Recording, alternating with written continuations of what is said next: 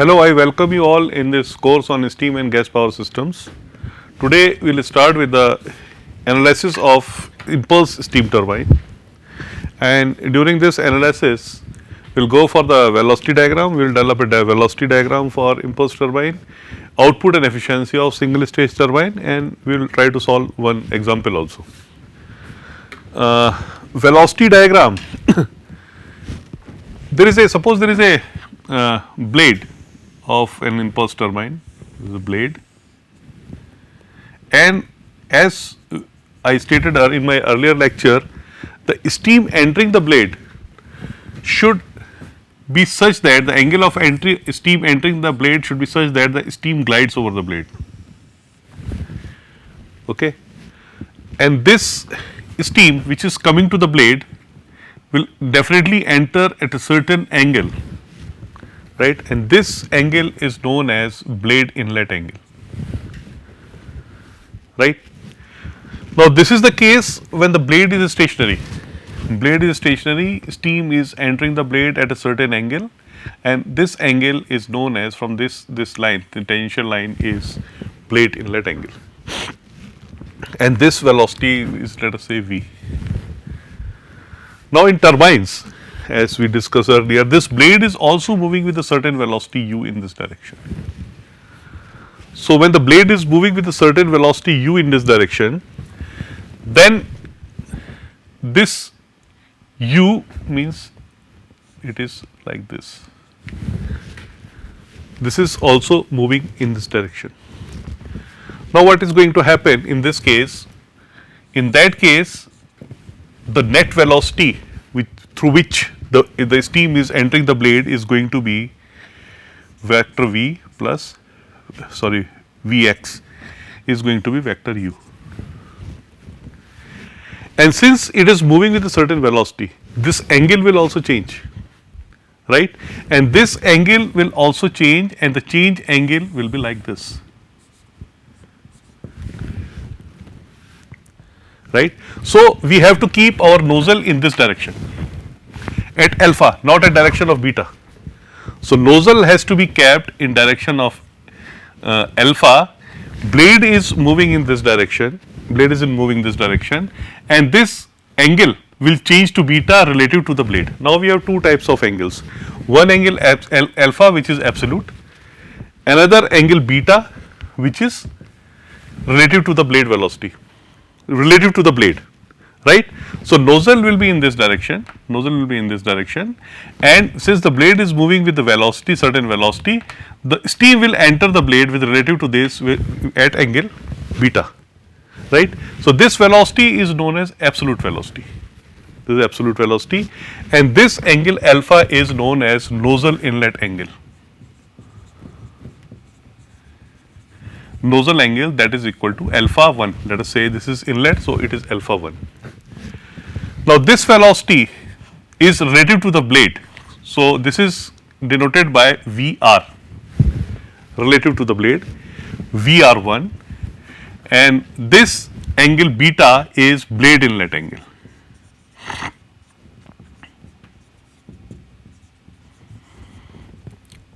It is beta 1. And vector, this will also change.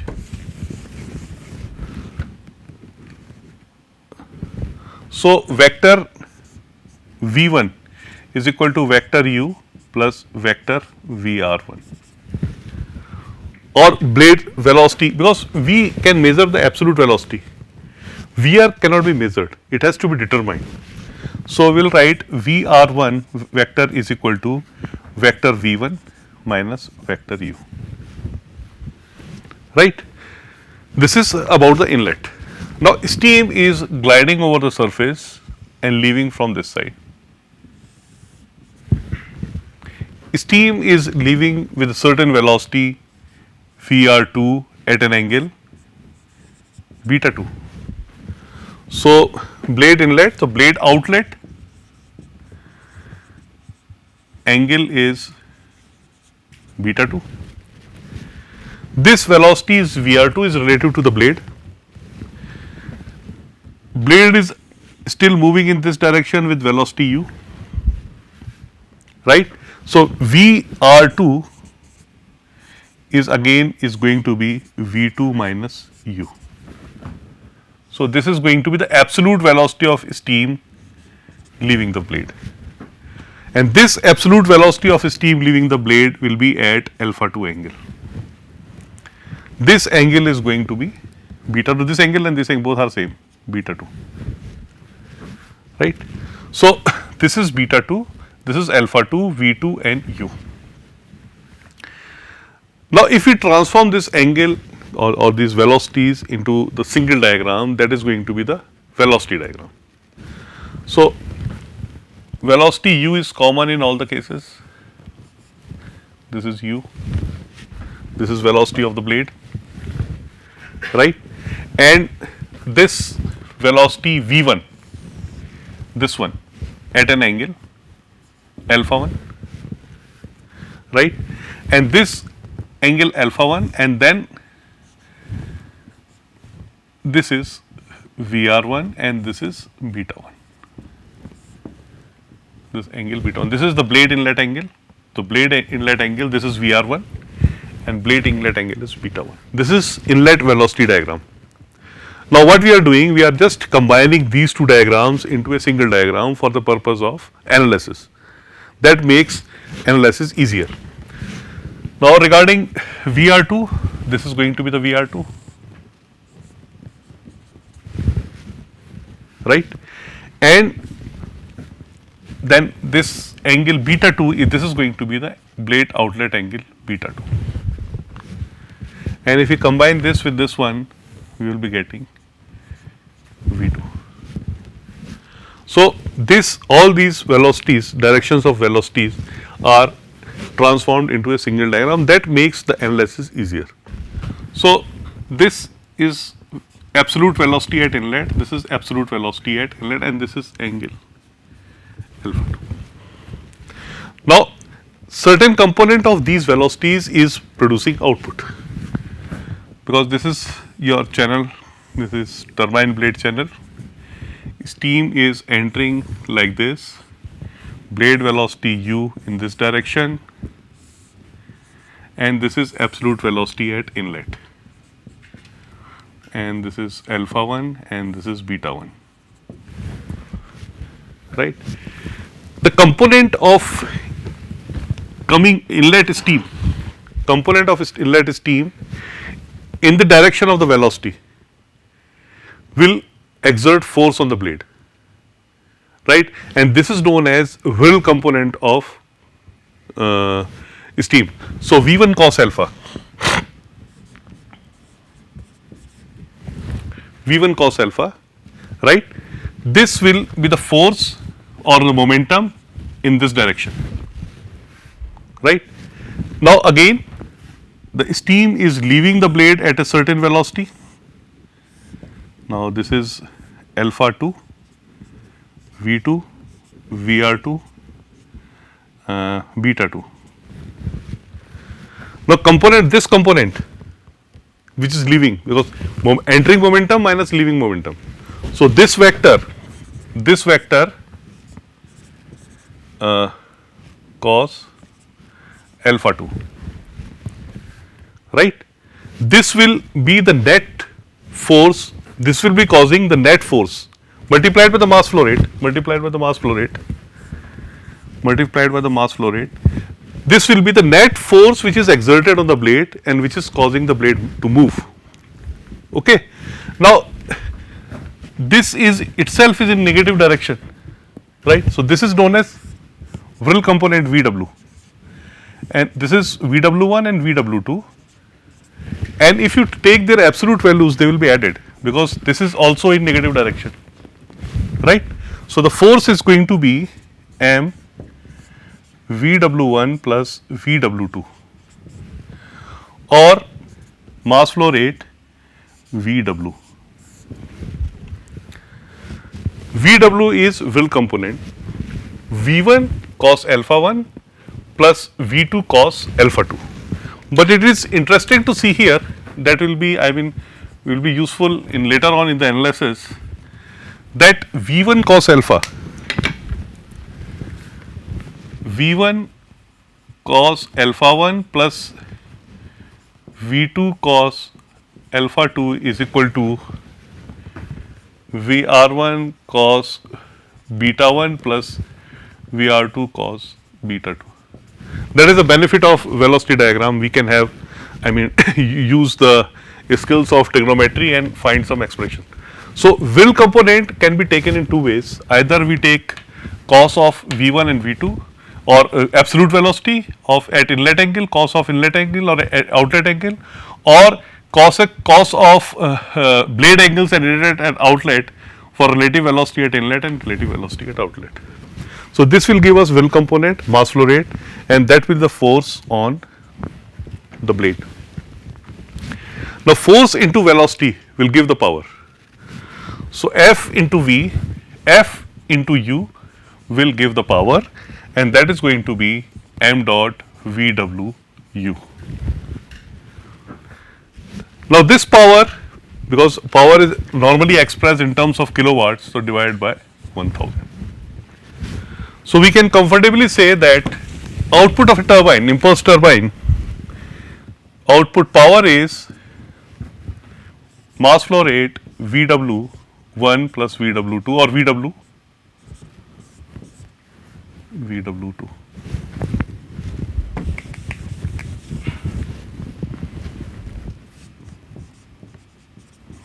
into U by 1000. That is one thing. Second thing is, what is the efficiency of this blade? There is a term which is known as blade or diagram efficiency. Blade or diagram efficiency. Either it's a blade, or some authors call it blade efficiency, some authors call it diagram efficiency through this diagram. The issue is, we are getting this power output from this velocity diagram or this arrangement. So, what is the efficiency of this blade? Because incoming energy is half mv square. Are we able to convert entire energy into the work? That we are not doing, because some of the energy is going away with the outlet velocity, but this much power we are getting.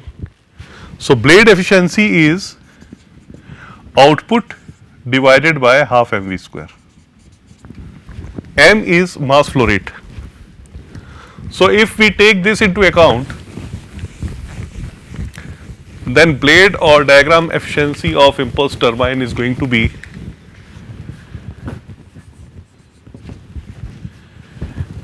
m dot VWU divided by half mv square or mv1 square. That is inlet energy coming with the inlet velocity. So, this will be cancelled out. So, blade efficiency is 2 VWU by V1 square. Another term is in this impulse turbine is stage efficiency, stage or gross efficiency.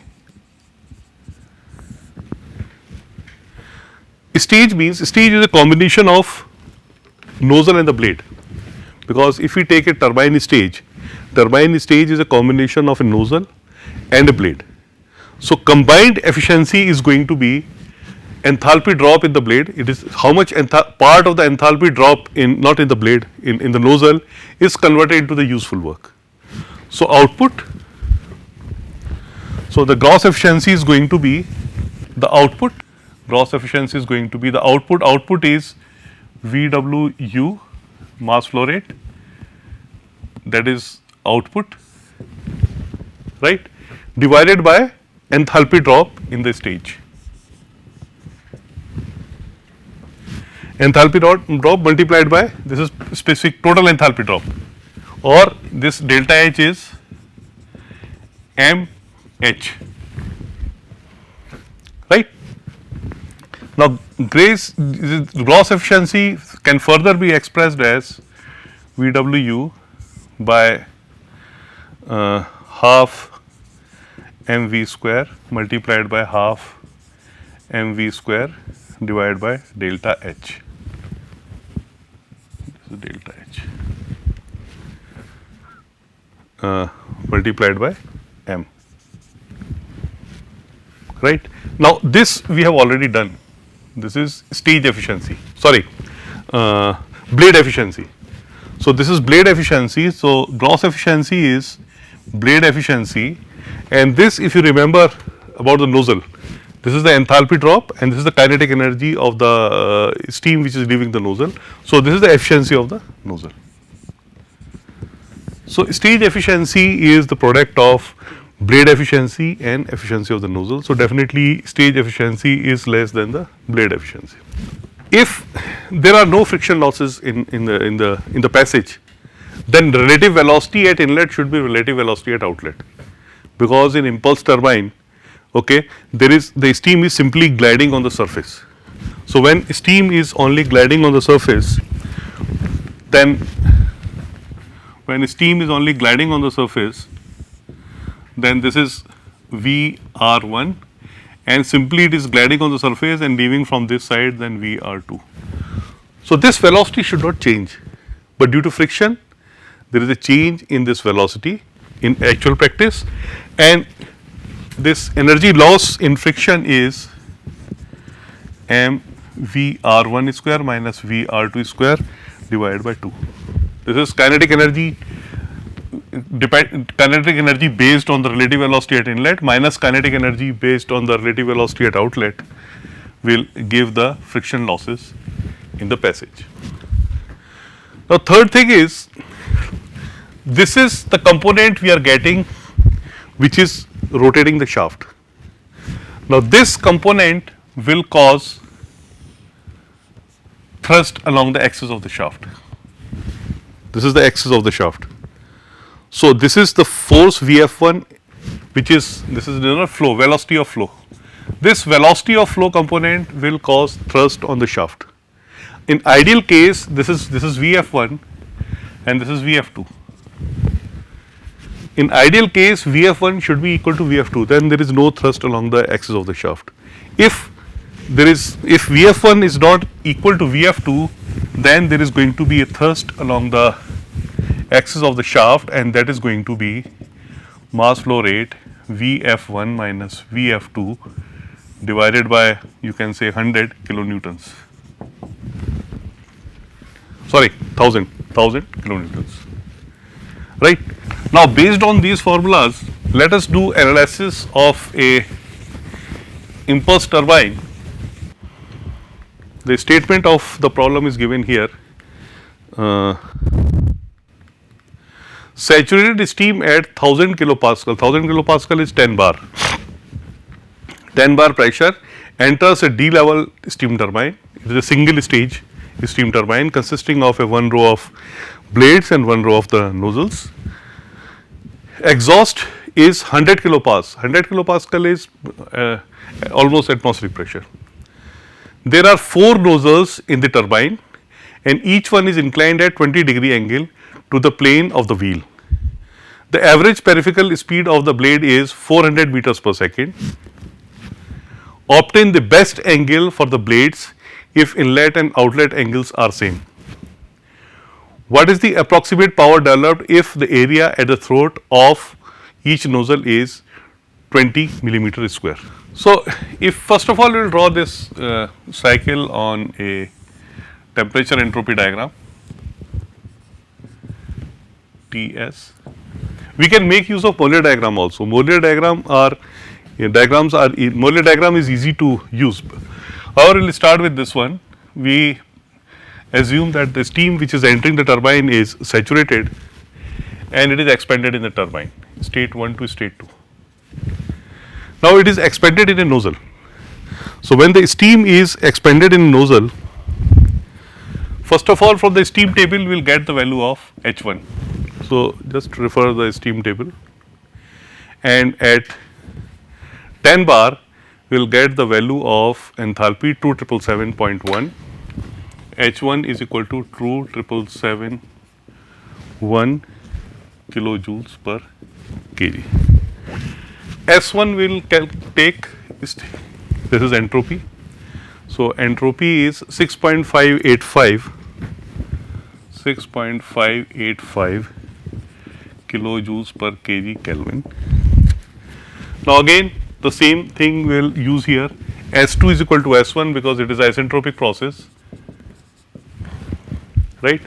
So 6.585 is going to be, that is 100. So it is going to be 100, 1.3028 plus x into 6.056. From here we will get the value of x, right. The value of x is, so x, the quality of steam at the exit is 0.8772. Now once we have the quality at state 2, we can find enthalpy at state 2 also. H2 is equal to HF2 plus XHFG2. So that is 417.5 plus 0.8722 into 2257.4, and this will give us enthalpy at state 2 as 2386 kilojoules per kg. Such type of exercise we have already done, right. Now H2 minus H1, H1 minus H2. Here H1 minus H2, if we have the value of H1 minus H2, we can find the velocity of exit steam, right. So velocity of exit steam is going to be 2 into 1000 H1 277, sorry, this is also 7, 2777.1 minus 2386. I have taken 1000 because this is in kilojoules. This is a normal mistake which is done by the students. They do not multiply this by 1000. So V is equal to 884.4 meters per second, or we can say this is V1. This is the inlet velocity of turbine blade. This is inlet velocity of turbine blade, V1.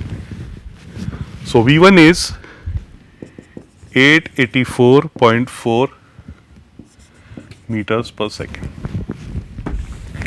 right. Now this thing, if you look at the Molar diagram, this is enthalpy and entropy diagram. Let us look at the Molar diagram, which is enthalpy entropy diagram, HS. This is a saturation line, x is equal to 0, right. And if we take, there are constant pressure lines also. So if we take this 10 bar line or 1000 kPa or 1 megapascal line, right.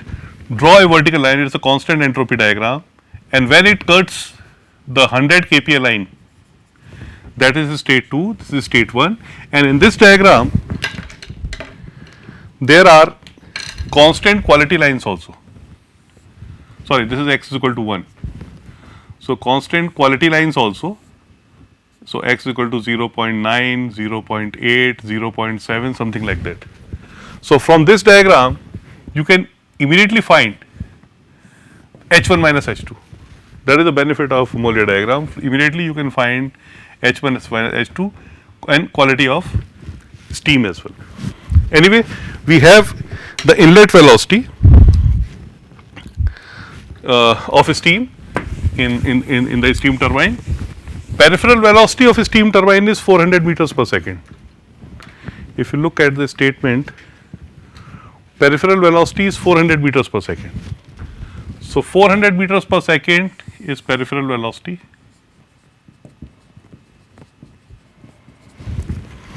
Right? Inlet velocity is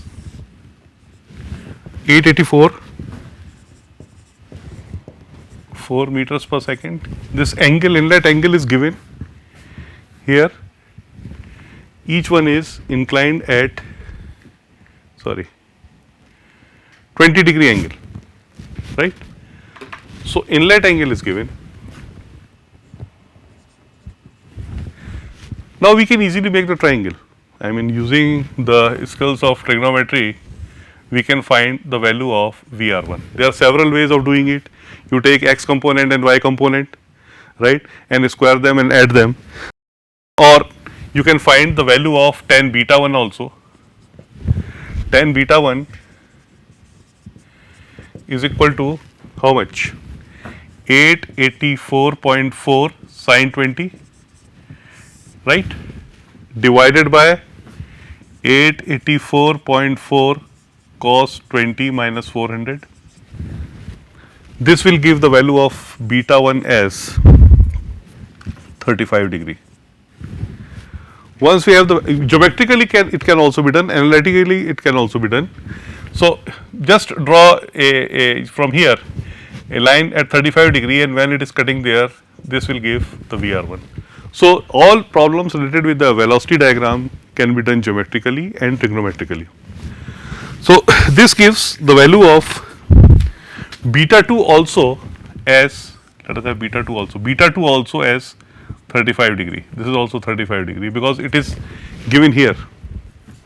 Inlet and outlet angles are same. So beta 2 we have taken 35 degree. Relative velocity VR1 is 526.6 meters per second. Just take under root of square of this and square of this will give the VR1. Now because losses are not mentioned, so we can assume that VR2 also is equal to 526.6 meters per second, because there is no change in the relative velocity in impulse turbine. Now we want to find power developed. In order to have power developed, we should have will component. So power developed is going to be,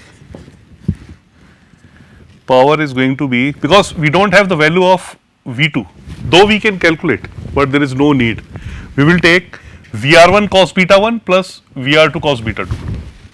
That is the same thing. So it is going to be VR1 cos beta 1 plus VR2 cos beta 2. But here beta 1 is equal to beta 2, VR1 is equal to VR2. So we can comfortably take 2 into 2, 526.6 cos 35 into cos 35, and it is going to be 862.7 meters per second. So VW will component is 862.7 meters per second. Now we can find, we have all the required information to find the blade or the diagram efficiency. So blade or diagram efficiency can be, so power can also be calculated, mass flow rate VW U by 1000. We don't have mass flow rate. We have VW, we have U, we have 1000. But blade efficiency can be calculated, 2 VW U by V1 square. We have the value of VW, we have the value of U, and we have the value of V1. Then 2 into 862.7 into 400 divided by V1, 884.4 square, and this is 0.88, approximately 88%. So blade efficiency is 88%. But we don't have mass flow rate. So once we don't have mass flow rate, we cannot calculate how much power has been developed. Now in order to find mass flow rate, let us do one thing, because here the velocity is 884, right? The velocity pressure ratio at the throat, because it's a nozzle, it is written here about the nozzle? No. Let us take pressure ratio P2 by P1. Now P2 by P1 is critical pressure ratio for steam, expansion of steam, and that is equal to 2 by n plus 1 raised to power n upon n minus 1, and that is equal to 0.577, right? For steam n is taken as 1.3. Okay. So, in that case you will get P2 is equal to 577.4 kilopascal, because P1 is 1000. So, this is 0.5574. Exit pressure is 100 kilopascal. It means it is a converging diverging nozzle, right. Now, we have pressure here, we have to find, because here the area at the throat is given. Area at throat is given 20, how much? 20 millimeter square, right. Velocity at the throat, area at the throat, mass flow rate. So, area at the throat, velocity at the throat is equal to mass flow rate and specific volume at the throat. From here we can find the mass flow rate, right. Area of the throat is known. Now, velocity at throat. Now, again we will take enthalpy here, because expansion is taking place 1 to 2. This is 2, so this is 3. So, throat is somewhere here 2, right. Now, we have to find enthalpy at state 2. If you want to use steam table can be used. If somebody wants to use Molar chart can be used. Now, enthalpy at state 2 we will have to, because pressure is 577.4. So, interpolation has to be done, that I have done here. I have found the properties of saturated steam at 577.4 kilopascal pressure, all the values, because these values are not given in steam table. So, one has to do calculations and find these values from steam table. Now, once we have the values for 577.4, now we can find the value of H1 minus H2, and using this value H1 minus H2 we can definitely find the velocity of steam at the throat. So, velocity of the steam at the throat will be, again velocity of steam at the throat is going to be 2 into 1000 H1 minus H2, right. Here this will give the velocity of the throat 456.3 meters per second. Quality of steam at the throat. Now, after quality of steam can easily be calculated, just taking the constant entropy process. As we did previously, quality of the steam of the throat will be calculated, and quality of the steam, once the quality of the steam is calculated, we will find the specific volume of steam at the throat, right. Now, specific volume is known, velocity is known, area is known. We can find the mass flow rate. Mass flow rate is area into velocity divided by specific volume at the throat, and this will give the mass flow rate of the steam at throat from one nozzle. How many nozzles are there? There are 4 nozzles. So, this mass flow rate will be multiplied by 4, we will get the mass flow rate. Once we have the mass flow rate with us, right, then we can find the power, because power is mass flow rate into VW into U divided by 1000. VW we have already calculated, peripheral velocity is with us, mass flow rate we will be calculating, adopting this process, divided by 1000 will give the output, right. That is all for today. Thank you very much.